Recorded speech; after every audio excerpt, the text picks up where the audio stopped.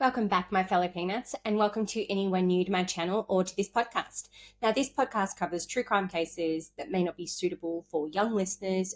It contains graphic and violent content, so listener discretion is advised. Welcome to episode 21, guys. I hope you all enjoyed the podcast about Ted Bundy. I know it was a bit of a long one, but we had so much to go through. Thank you to all my new subscribers. I really appreciate it. And fantastic. And thank you so much for joining. It does always fascinate me, though, when I'm doing my research, how I managed to find a serial killer that I've yet to hear about or even watched a documentary on. And considering how many documentaries I've watched, it's really odd for me when I come across. This guy, though, he's next level. He's a little bit on the odd side. He's got a shoe fetish.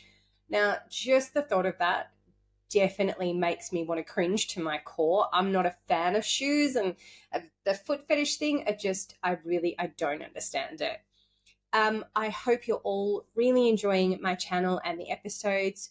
I would like to give a shout out to Christian from Berlin. You commented on one of my episodes. I am trying to slow down. Let me know if I do need to slow it down just a little bit more for you. And I'll see if I can make those subtitles just a little bit clearer so you can follow along. But I do want to thank you all for listening to everyone. But please feel free to drop a comment into any of my episodes. I always try and reply to everything. So always pop in and say hello. Also, guys, I have a new t-shirt, a new Snoopy t-shirt. Uniqlo have done this amazing, Peanuts release. This is just one of my, I think it's 4 t-shirts. I've got 2 jumpers now, but I'm definitely probably going to buy a little bit more. So I try to change my t-shirts every episode. But, guys, there's only so many times I can buy new clothes. My other half would kill me. So just so everybody is aware, you'll always probably see a Peanuts or a Care Bears, something possibly Star Wars related and possibly Marvel related. I'd love to hear about from you guys what you want to see more of. Do you want me to look into getting some merch? Could be a little bit of fun for me to do as well. When I finally get some downtime, I'd love to do a little bit more content and talk about some other crime stories. I'm doing my t-shirts now. Sorry, Claire, it's taken me a really long time to get that t-shirt. So in the coming episodes, you're probably going to see me with one of my logos on a shirt. Being that it's winter here, more than likely it will be on a jumper. So just because it's a little bit warmer today, though, so I'm in a t-shirt today. Anyway, let's get back onto the episode. I do like to go off on a little tangent, don't I? I'm just going to take a sip of water. Sorry, cordial. So our state today is Oregon. Our serial killer is Jerry Brudos. He had 2 nicknames. I think the first one suits him better, the Shoe Fetish Slayer. The other he was actually called the Lust Killer. Given what we discuss later, you're definitely going to find out why I think the first one suits him more. He was also featured on the TV show Mindhunter. Robert Keller, I believe, did a book or at least a chapter on him. So if you want to go and sort of see a little bit like a fictionalized version of him, it is in the TV show Mindhunter, which I've mentioned before. So we're going to start at the beginning like we always do. We've got Jerry, he preferred to be Jerry, Henry Brudos. He was born on the 31st of January, 1939 in South Dakota. His parents were Mary and Henry Brudos. He was the younger of the 2 sons. He was definitely not the favored child. So his older brother seems to have been the one his parents wanted, and it appears once again that we've got an unwanted child and abused. He was abused both emotionally and physically, would lead to the death of some more young women.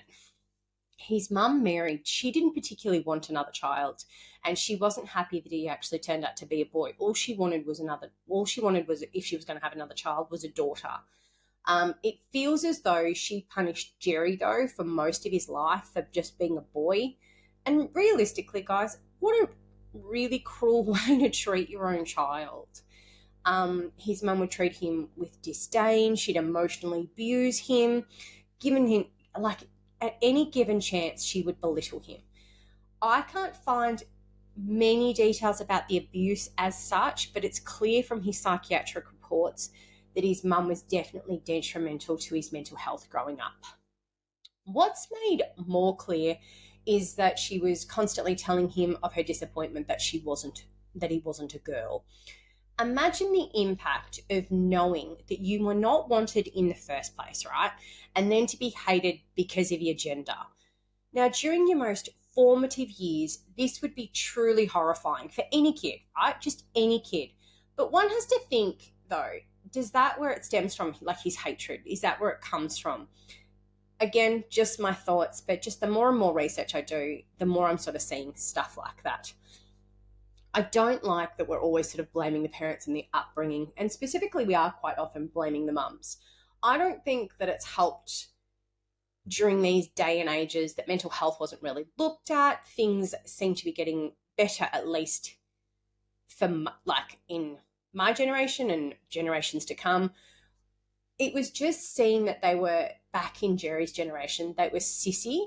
And I just don't think that if it had maybe been looked at a little bit more, there just may have been some different outcomes. So his early years, he didn't seem to have much stability, right? They moved around a lot. It appears as though the family would end up in Salem, Oregon, I think when he was about 5 years old. I'm not really quite positive where his shoe fetish developed, but we've got a story about when he was 5 years old. I'm not sure anyone could have known, really, though, the depth of hell that this fetish would bring him. He would discover, when he was about 5 years old, a pair of women's high-heeled shoes at a junkyard. He liked them so much, he took them home and trying them on. Now, his mum would actually see him in those shoes and have a reaction that I'm not sure helped the situation, right? So you see your son in high heels. I'm sure it's not the first time or certainly the last time that we're going to see little boys dressed up in heels, right? It's just, it's a little bit of fun. But she didn't react very well. She called him names that they're not fit to be calling a 5-year-old. She would label him as wicked, and she'd eventually burn them in front of him. Now, I did read in one of the articles, or at least I think it might have even been in one of the psychiatric reports, that his mum calling them wicked, that it would become almost like a forbidden thing for him, and his experience with it would lead to a fetish because he just sort of saw it as taboo, right? Taboo to have shoes, and he shouldn't be doing that. So maybe it was like a sign of rebellion as well against his mum. During either first grade or kindergarten, it's not really defined very easily, he'd steal a pair of his teacher's shoes. Now, this is where it sort of begins a troubling relationship between shoes and women for Jerry. Along with his shoe fetish, though, he also developed an underwear fetish. He would steal women's underwear from around the neighbourhood. He'd fly really low underneath the radar at school. He was known to be quite sickly as a child. He had few friends. He frequently would complain of just being ill and migraines. He didn't really achieve too much in school, but his brother would definitely achieve a lot academically, and he was quite popular. So at high school, he was sort of an average Joe. His teachers, his friends and his peers at school, they didn't really sort of remember him. They didn't really know who he was. He didn't really engage in any extracurricular activities. And although he's known at the time to be a secretary or a treasurer of a youth club in his early teens, but that's all he's really known for. There's not too much known about him beyond that in his high school years. Once he hits puberty, though, his mum begins showing disgust for anything sexual in any type of nature. We've seen this with Ed Gein, right? Like just that forbidden, hey, you're not allowed to have those natural urges. She'd make him wash his stained sheets. It's around this time as well he's starting to have fantasies about capturing women and forcing himself on them, so holding them captive as well. He'd begin stalking some of the women around his neighbourhood in his early teens, and he would discreetly photograph them, they would never really know what was happening. He also stole numerous items of lingerie and footwear from his neighbours. Now, this is usually how serial killers or even rapists start. The Golden State Killer actually did this as well. Before he started off on his killing spree nightmare, the Golden State Killer would stalk and watch his victims and stuff like that. So I can sort of see very similar parallels. Now, at some point during his teen years, his fetishes and his fantasies, they're growing really dangerous because he would actually dig a hole near his home that he wanted to keep girls as sex slaves in. Although no women were kidnapped and confined in this location, he definitely would lure a neighborhood girl to his bedroom and play out some of his sexual fantasies. So almost immediately after she's in the bedroom, he left the bedroom only to reappear minutes later wearing a mask, and he had a knife and he was holding a knife. He forced the girl to strip naked before he would actually take lots and lots of pictures of her before he'd end up fleeing and going away. Minutes later, he would reappear wearing his original shirt. His hair was in disarray and just a minor scuff mark on his cheek. And he claimed that the intruder, when she would escape, he would claim that he'd been locked in the family barn at knife point. So it's really strange because he would claim that it was like another person there. It's really, really odd. So within a year of his first violent offence, he established a bit of a pattern of abducting girls his own age or just at least a little bit younger. Usually they were at knife point, and he'd force them into his barn before he'd order them to remove all of their clothes, and he would photograph them.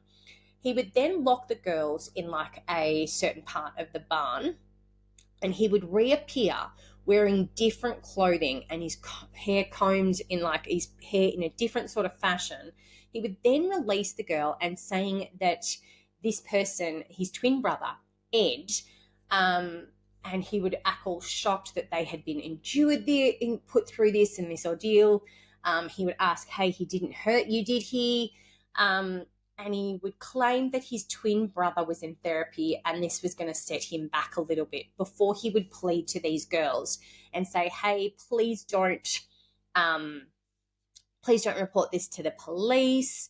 Now, he would say also that he was going to destroy any of the photos that he that he could find. But none of these girls were actually subjected to sexual assaults, just some fondling of some sort.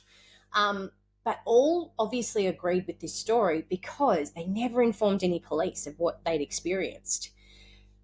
Now, things would escalate pretty quickly from here because at around the age of 17, he would cross a line that would lead to an arrest as well as some time in a psychiatric facility.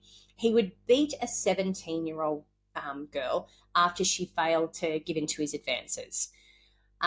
Thankfully, before it could get any worse, a couple would actually come upon this girl.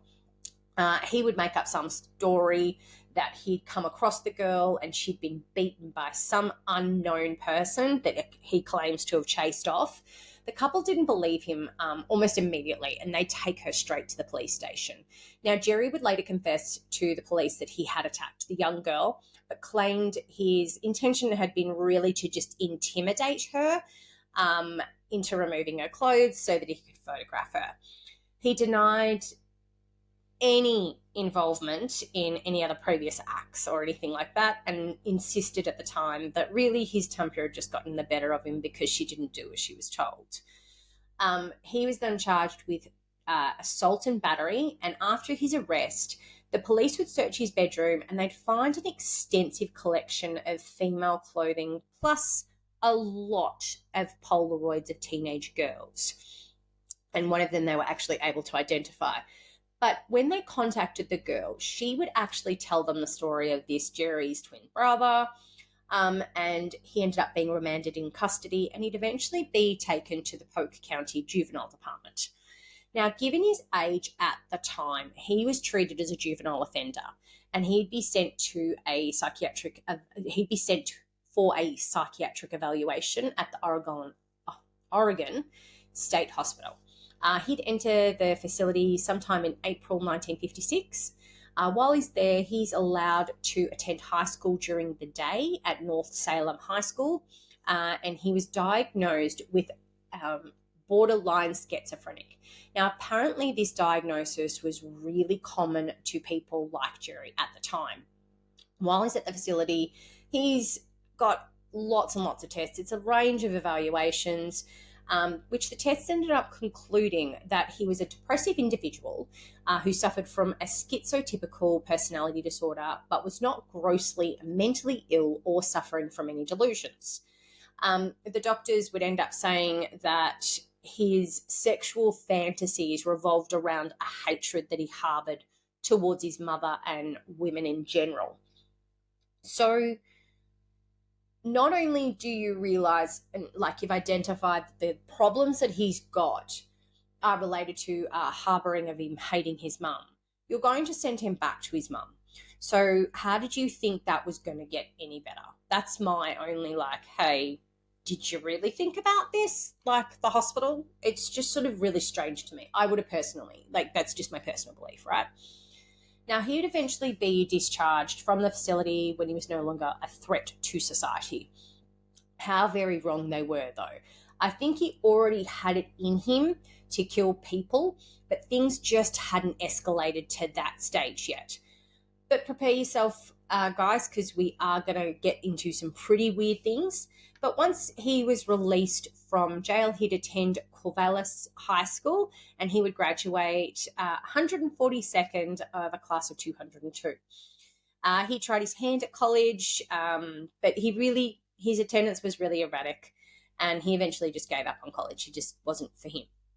About 2 years after graduating from high school, he would try his hand next at the Army. He was stationed at Fort Ord in California. He did his basic training in Georgia.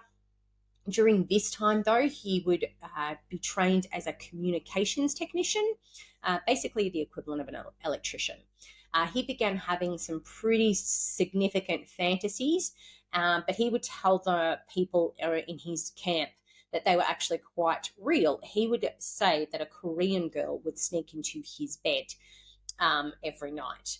Now, he decided to end up going to the Army chaplain about his weird sort of obsessions and his fantasies, and they would end up, that chaplain would end up referring him to the Army psychiatrist, Captain Theodore Barry. He was discharged from as a result of this, Barry would end up discharging him from the Army because of his bizarre obsessions. It makes me think, though, maybe if they'd given him some type of help, though I'm not really sure whether that would have helped, but ultimately he's ended up being discharged. But at the same time, I'm like, better to not have a homicidal maniac in the Army where they can learn to kill more efficiently and hide things a lot more effectively. Just going to take another sip. Now, after he's been discharged, he moves back to his parents' home in Oregon, and he'd find a job at the local radio station as an electrical engineer.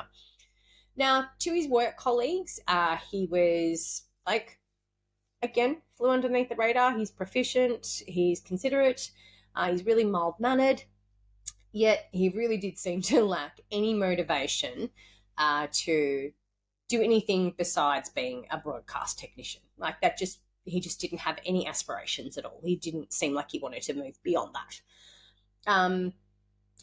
By the way, judging from his photos and just the look of him, once again, we find a killer that looks kind of unassuming to me.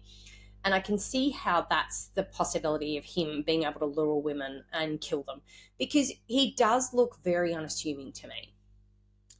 Throughout the years, when he lived at his parents', his mother would allow him to sleep in the second bedroom. But when his brother came home from college, she had a shed in the back of the property, and his mum would basically let him sleep there. Once again, sort of that his mum showing that she really didn't want him. Now, before he began his murders, he'd assault some more young women, but his shoe fetish would really start to be a driving force in his life. So at some point in 1960, Jerry would see a young woman. She was in what you call, I guess, revealing clothing. He would follow this woman to her apartment. He would strangle her to almost a semi-conscious state. So he's not killed her, but he would flee with her shoes. Now, this woman, thankfully, had not been sexually assaulted. But sometime after this incident, he saw another attractive young woman wearing high-heeled shoes. Now, he attempted to overpower and strangle this woman. However, she fought back. He'd flee the scene with only one of her shoes. He kept the shoes of both those women in the shed of his parents' home, and he would sleep with them. He's not arrested for either of these offences, and I don't know if that's because the girls didn't report the incidences or possibly if the police didn't believe them, right? Because, again, it's of a time where that would seem like something very, very peculiar, that a man broke into your home, strangled you to pinch your shoes. So I'm just wondering whether it was that they didn't think that they would be believed and they never reported it. But around 1961, when he was around the age of 22, he would marry a 17-year-old girl by the name of Darcy, and the couple would end up having 2 children together. He met her through his job, I believe. Now, it's been reported that she's gone under a couple of different names, but I think some of it was to hide her identity. But his behaviour toward his wife was not really normal as well. He would have his wife walk around the house naked, wearing nothing but high heels, and he would take pictures of her. He would also request her to clean the house in certain outfits, and it was just a little bit, there's some peculiar things in that marriage that perhaps I wouldn't have gone with. But sometime after he's married, he begins complaining of suffering from migraine, headaches, and blackouts. Now, to relieve these symptoms, he would go and steal shoes and lacy undergarments in panty rags, I'm going to call them. He'd keep the stolen items, and for a time, when he was murdering his victims, he would actually keep their bodies in the garage. Now, he would not let his wife into that garage at all without announcing herself on the intercom. He would install this. We're going to go through this a little bit more. But in 1967, he would follow a woman to a home because he liked her shoes. He would then break into her house, and because she was asleep, he was able to rape her. Before he would actually get her he would strangle her to the point of unconsciousness, but he left with a couple of pairs of her shoes. He did say that he hadn't intended to rape her, but the sight of her in her shoes and unconscious, because he put the shoes on her, would lead to him raping her. It's here that I believe the build-up is that there's no longer getting satisfaction from just stealing the shoes and doing those stalking and all that kind of stuff. So the looting, the wearing the women's clothes, and wearing the shoes, it's no longer getting him off. The unfortunate occurrence is that people begin dying as a result, and it's a pattern that we're seeing time and time again across all of my episodes. Once again, guys, we will discuss the victims that we know of. He is suspected of at least one more, but these are the confirmed victims. So between 1968 and 1969, Jerry would abduct and strangle 4 young women and attempted to abduct another 2 women. 3 of the victims were actually murdered in his basement or garage workshop. And the other one, 3 were killed in the basement, 1 was killed in the garage, and that was in the same house that he shared with his wife and his 2 kids. So not a great thing. Now, his victims were abducted and murdered in order to satisfy his need to, I'm going to say, dominate and possess them a little bit, and then he would satisfy his sexual fantasies and fetishes through this. Now, I suspect this stems from his mum's behaviour. Once again, he was killing her when he was killing the girls. After the murders, each of his victims were subject to him redressing them in differing lingerie and footwear. which he would arrange their bodies in provocative positions, so posing them, and he would photograph them, and he would use those photos and those times to engage in masturbation. He would quite often do this while he was caressing the victim's feet or shoes. 3 of his victims were mutilated after their death, but he did keep some of those body parts, so he did in fact engage in necrophilia. All of them are disposed of in the, I want to say, Willamette River, although their shoes and underwear were always kept in storage in his garage. So his first known victim was Linda Catherine Slauson. She's 19 years old and she is a door-to-door encyclopedia saleswoman. She's from Aloha, Oregon, and in January 1968, she'd mistakenly gone to his house thinking that's the person she had an appointment with, but once he saw her and her reason for being there, he would pretend to be interested in purchasing a set of encyclopedias to lure her to the basement of his home.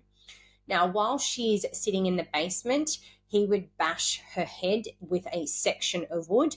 Then he would strangle her to death before he would conceal her body beneath the staircase of the basement. He then asked his mother to take his daughter out of the house to purchase hamburgers in order for him to engage in necrophilia with her body. He would undress her and found that she was wearing some really lovely red lingerie. This inspired him to go and get a box of women's underwear and footwear that he collected, I suspected had been stolen, and repeatedly dress and redress her body in different shoes and lingerie. And this is where he would engage in quite a bit of necrophilia, and he would photograph everything of that process.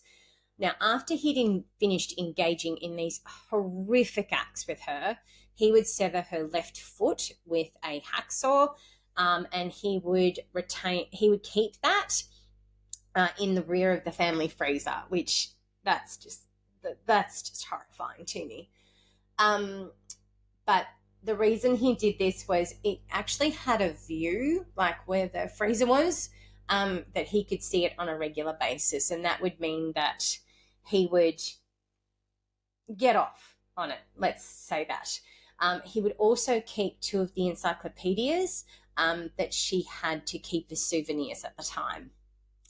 He later would bind her body to a heavy cylinder and discard her body over a rail into that river.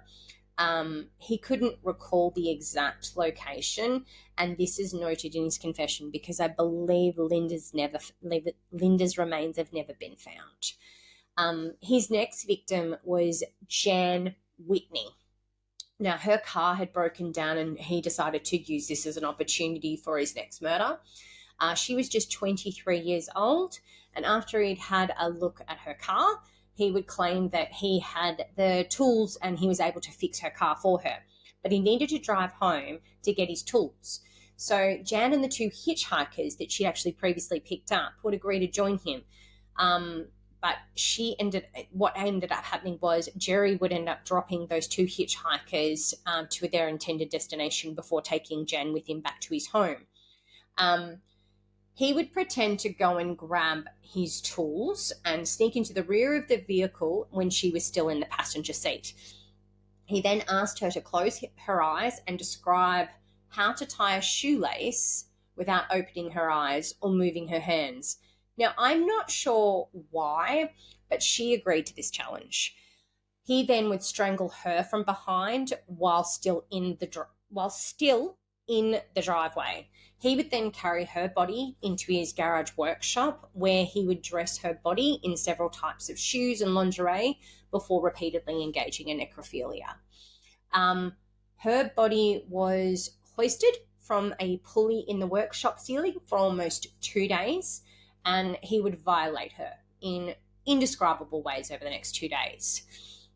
The next part is particularly graphic, guys. so listener discretion is really, really advised. He would cut off one of her breasts because he wanted to use it as a paperweight. Although this idea was abandoned pretty quickly because the hardener failed to fully set, he would instead he would stuff the breast with sawdust before pinning it onto a wooden board. Just absolutely, yuck. But a missed opportunity at catching him would occur 2 days after her murder. During his confession, he would say that a car crashed into his garage. It knocked a hole in the wall, and a policeman would actually look into the damage. But due to the dust and the debris and the darkness and the fact that the hole was at the ground level, he failed to observe that Jan's mutilated body and suspended body was in that garage. That evening, her body was tethered to a section of scrap iron and thrown into the river. And that was along with Linda Slauson's severed foot. The reason he got rid of that was the smell was starting to get really bad because of decomposition. Karen Sprinker, now she's an 18-year-old from Oregon State University. She's a chemistry student. She's abducted at gunpoint from a parking lot just outside a department store while on her way to meet her mum for a lunch. He would be dressed in women's clothing at the time. He would be intrigued by Karen as he really liked her high heels and her miniskirt. He was walking back to his car and he sees Karen exiting from her vehicle and walking toward the department store. Now, she's forced at gunpoint to enter his car and take him back to his home.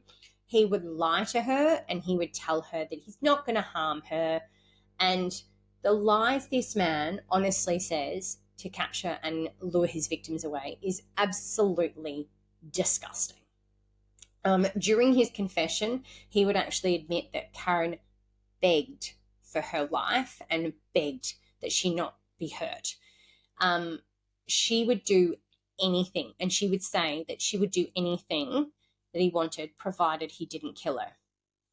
In response, he would actually ask her if she was a virgin, and she would reply yes. He then forced her to undress, and then he would rape her right there on the workshop floor. She was also posed in lots of different high-heeled shoes, and he also put her in different types of underwear, but he would bind her hands behind her back before placing a rope around her neck. He then asked her if the rope was too tight. She replied that it was. In response, he threw the rope over a ceiling beam and pulled, causing her to be pulled up from the ground, and she'd fight. She would kick. She would be doing everything to prevent her death. Unfortunately, it did not help because she did die. Now, over the following hours after her death, he would engage once again in multiple acts of necrophilia. He also would cut off her breasts as well, and he would form plastic molds with them. She would also be disposed of at the river. Now, these attempts we're going to talk about would give a description of him, but not necessarily lead to his capture. So in between his last murders, he tries to abduct 2 girls. So in April 1969, he would attempt to abduct 2 young women. Both thankfully would escape, but report their ordeals to the police. The first of these women was a 24-year-old by the name of Sharon Wood. She encountered him in a parking lot. Now, she would recall a feeling of someone like tapping on her shoulder, only to observe someone holding a gun and ordering her not to scream. Now, I can't even imagine how terrified I would be in that moment, but gosh, she is just a really, really brave woman, because although he attempted to restrain her with an arm lock, she'd fight him by biting him, she'd kick him, she'd do everything. And thankfully, it actually spooked him enough to slam her head on the concrete floor, but he'd flee. So she was able to report this straight to the police. Now, the following day, a 15-year-old girl by the name of Gloria Jean Smith, she's forced at gunpoint to his car, a green Volkswagen Carmen Gear. Gotta say, one of my favorite cars of all time. We're a Volkswagen family in this house. We have a Beetle, we have a Passat, and we have a Golf R. Getting deviated from that, but a Carmen Gear. Where he would say, I want you to come with me, I won't hurt you, and I won't rape you. He then grabbed the back of her coat and he forced her to go with him, and then agreed to her request to let go of her coat as she walked alongside him. As soon as she sees a woman working on her front lawn, she yelled and ran straight towards that woman, and it would cause him once again to flee the scene. Now, she would describe her abductor as being in his early 30s, approximately 6 foot, weighed about 200 pounds, and wearing dark glasses. Now, all known sex offenders at this time, matching that description, were investigated, but they'd been eliminated as suspects. So he's not even on their radar at the moment, guys. So if that gives you some context. Now, his final known victim was Linda Saley. She's a 22-year-old secretary, and she's a part-time student at Portland State University. Now, he abducted her from a mall. Linda had just bought some birthday gifts for her fiancé and happened to be returning to her car. And he would use the ruse of being a police officer, displaying a fake police badge and informing her that she had been arrested for shoplifting. Now, although she's saying the whole time and protesting her innocence, she agreed to accompany him back to his vehicle. This is where he would change tactics, and he would actually say that she was being kidnapped for ransom. He would then drive her back to his home. Now, unexpectedly, his wife, while he's in the garage, in his car, comes out to him and says, hey, dinner's ready. He believed, though, at the time that his kids and her were not home. So not even this event itself would scare him to stop. He would bind her with a cord in the garage and then go and eat with his family. But once he returned to the garage, she'd managed to free herself, but she didn't attempt to escape. Her fate would unfortunately be very similar to our other victims. He had raped and strangled her. But he did do something slightly different this time to his victim. He would electrocute her after her death in an attempt to make her body seem like it was reanimated or like that it was still alive. I can only assume that this is to make her more lifelike so he could perform some more heinous acts on her. He kept her body for 24 hours, and once again, he's engaging in necrophilia, but he would only do that on one occasion. He would end up discarding her body at the river as well. Now, although Jerry would create a mold of her breasts, he did not mutilate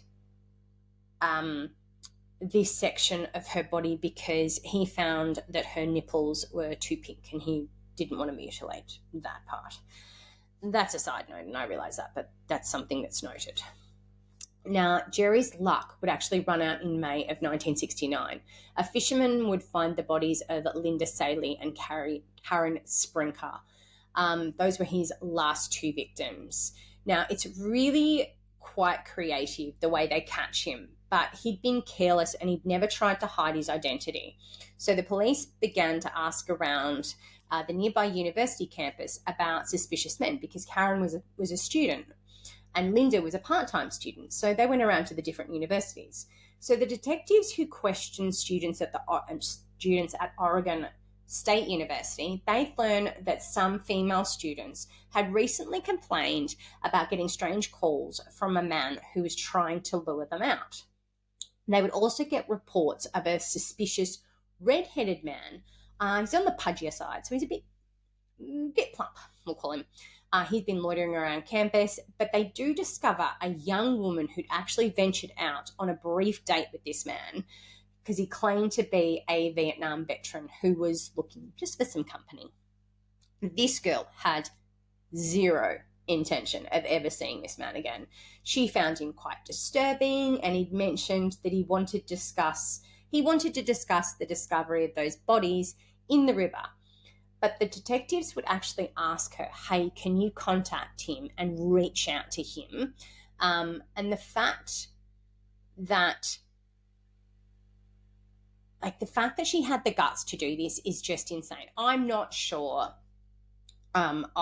I would do it, because during one of their encounters, he actually asked her why she wasn't afraid that he might strangle her.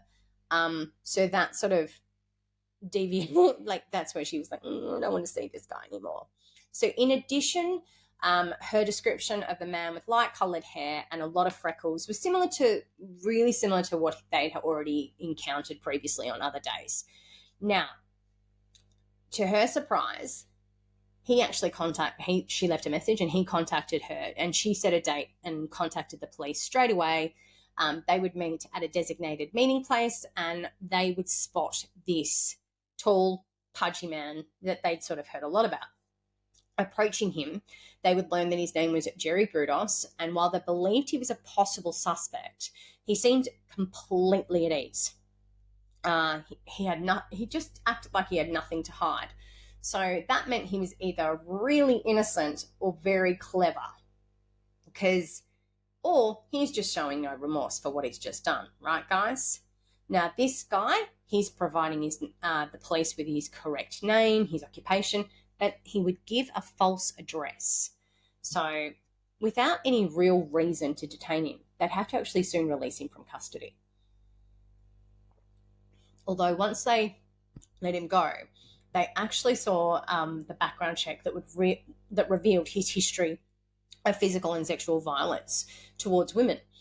And a search of the vehicle database would show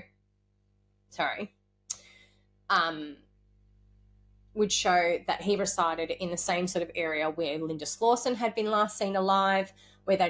So when they discover his actual address, investigators discover that he's currently right near where Karen Sprinker has also been abducted. They did do a lot of research into Jerry, and although he didn't drive a Carmen Ghia, the police would actually discover that it's his mum who actually owns that vehicle, and he borrowed it from her in April. So that's around the date of the attempted abduction of Gloria Jean Smith. Gloria was the final nail in his coffin, though, because when she would positively identify him as the one who tried to abduct her, this would be deemed enough evidence for them to go out there and build a search warrant for his property. Now, after they've searched his property, right, guys, it would just, any seasoned detective, it's gonna shock them. This is not necessarily what I'll give a lot of airtime to, but they found body parts and they found some of the breasts. But it was certainly enough to get a warrant for Jerry's arrest for the murders. When he's arrested, he's actually found to be wearing women's underwear.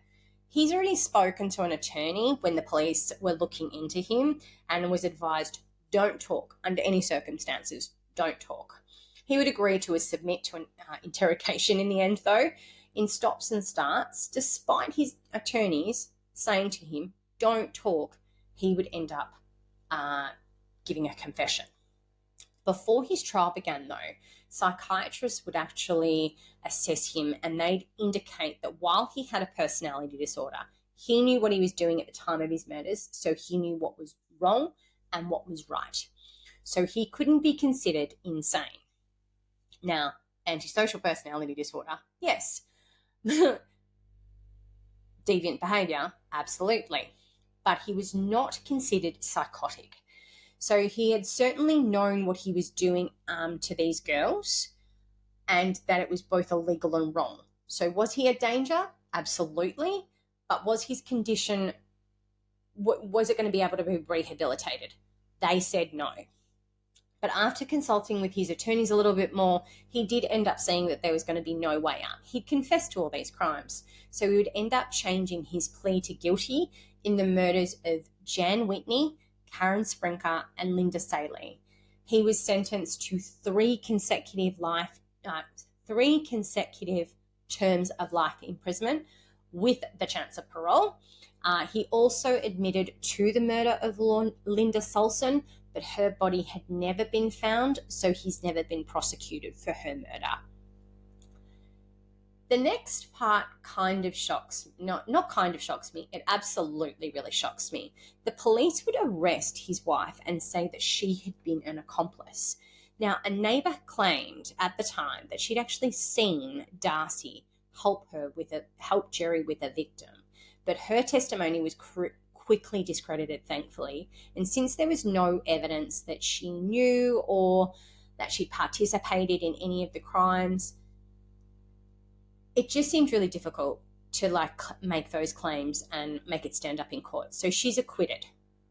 But in 1970, she ended her marriage to him. She changed her name. She moved with her children to an unknown location. And I'm speculating here, but surely you'd want to put all of this behind you, because at the end of the day, you've already learnt that your partner is a serial killer. She inadvertently found things like the paperweight. She knew he cross-dressed, but she didn't really know the extent of his deviancy. So whilst I think it's a little bit of ignorance is bliss type of situation, I think that she genuinely didn't have any involvement. But again, guys, are you really ever going to know? There's a reason why, it's called The Stranger Beside Me and stuff like that. So I really do wish his children and Darcy the best and hope that they are doing okay in life. But in the years following his sentence, he would end up becoming a model prisoner. He's assigned to clerical duties in the 70s. He would use his skills as an electrician. He would maintain the prison's computer record system. He'd install cable television. And he was entrusted in stocking and repairing and maintaining all of the prison vending machines. So as a convicted sex offender, he's definitely endured a lot of physical assaults by fellow inmates. He would refuse, though, when asked who had done this to him, he'd refuse to give their names. Something that truly disturbs me is he was permitted to order to mail catalogues depicting the women modelling high-heeled shoes and underwear. He would use this material to do what he does with his fantasies, and I just can't understand why. In 2006, at the age of 67, he was the longest incarcerated inmate, almost 37 years, at the Oregon State Penitentiary. He was thought to have died of natural causes, but there is speculation that he was actually getting treatment for colon cancer. So it's not been confirmed what his cause of death was, not that I really care, to be perfectly honest. Again, I'm thinking a death too kind for a serial killer. That's just my thoughts personally, guys. And that's how we end our podcast today. But thank you so much all for listening to episode 21. If you like this podcast, please hit that like button. Please hit that subscribe button. Go and listen to other episodes if you haven't had a chance to. I hope you had a fabulous weekend, my fellow peanuts. And thank you so much.